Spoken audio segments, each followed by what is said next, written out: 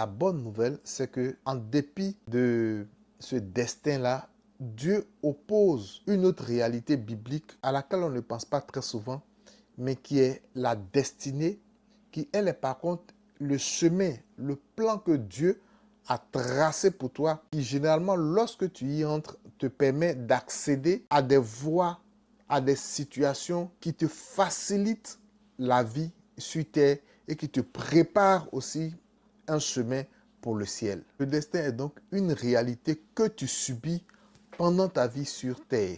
Elle prendra en compte, par exemple, comme je le disais, le type de frères que tu as. Tu ne choisis pas tes frères, les parents que tu as, la famille dans laquelle tu nais, le pays où tu nais, qui ne sont pas en fait des réalités que toi, tu auras choisi.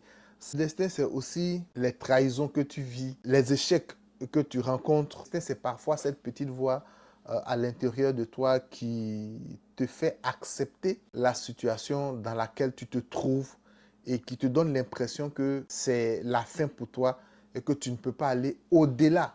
Vous trouverez des personnes qui ont eu des destins. Je parlerai par exemple du cas de Joseph, dont le destin a été par exemple de se retrouver dans une citerne, d'être vendu, de se retrouver dans la maison de Potiphar. Il a donc subi une série d'événements tragiques.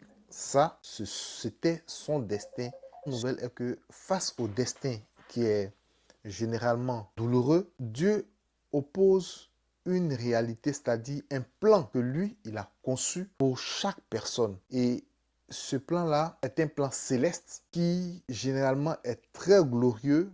La destinée, c'est donc un décret divin qui n'est pas du tout improvisé et qui a même été écrit avant même que vous ne naissiez. Au psaume 139, verset 16, il dit, je vais paraphraser, avant même que je ne naisse, donc pendant que j'étais encore une masse sans forme, déjà toi tes yeux me voyaient et tu avais déjà écrit dans ton livre le nombre de jours qui m'était destiné et le plan qui était en ma faveur. Avant même qu'aucun d'eux n'existe,